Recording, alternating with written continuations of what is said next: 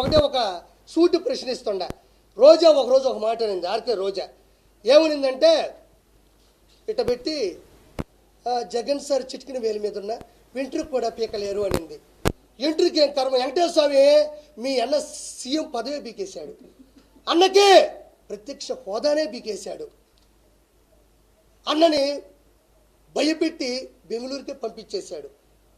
చెప్పకనే చెప్పకుండా నేను విన్నాను నేను ఉన్నాను అని ఎలా చేశాడు వెంకటేశ్వర స్వామి. ఇంకా డైలాగులు ఆపి డైలమాలో పడకుండా సిగ్గు శరం నీతి నిజాయితీ ఉంటే మీరు మాట్లాడండి, పద్ధతిగా మాట్లాడండి, ప్రశ్నించుకోండి. ముందు మీకు అసెంబ్లీ ఉండాలి కదా. అసలు ప్రాబ్లం ఏంటంటే ఎవరైతే అతిగా మాట్లాడారో ఒకడు కూడా అసెంబ్లీలో లేకుండా పోయినారు. ఈరోజు మా కర్మ అది.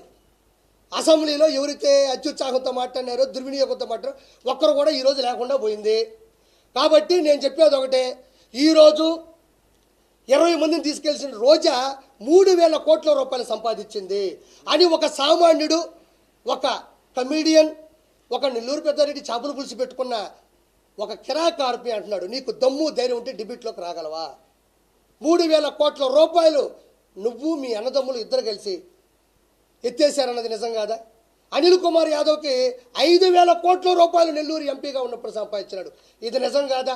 పేరుని నాని కొడుకు అడ్డం పెట్టుకొని గంజాయిని పంచి డబ్బులు సంపాదించాడు, అది నిజం కాదా?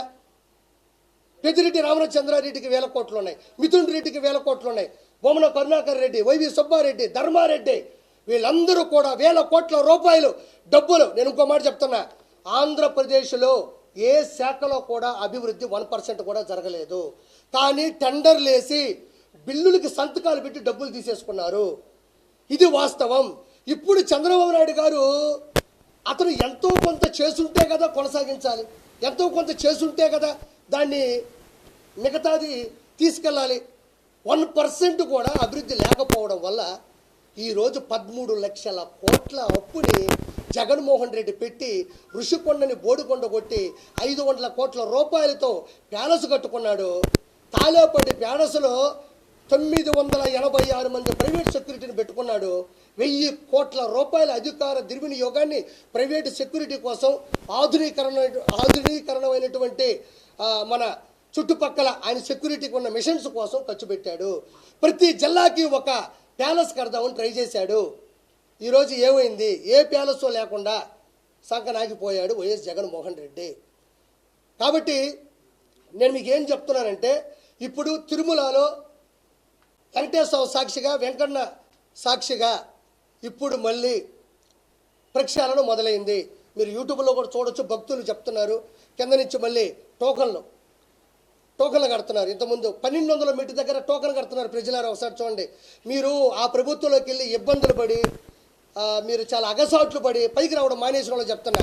కింద నుంచి వచ్చే వాళ్ళకి టోకన్ ఉంది, మంచి సెక్యూరిటీ ఉంది, మధ్యలో మజ్జిగ ఉన్నాయి, సాంబార్ అన్నం ఉంది, పైకి వస్తే క్యూ లైన్లో ఫ్యాన్లు ఉన్నాయి, అన్నదాన ప్రసాదం ఉంది, మంచిగా మజ్జిగ ఉంది, మంచి రెస్పెక్ట్ ఉంది, కంపార్ట్మెంట్లోకి వెళ్తే మంచి టీవీలు పెడుతున్నారు, దేవుడి దర్శనం బాగుంది, వీఐపీ బ్రేక్ దర్శనాలు తగ్గించినారు.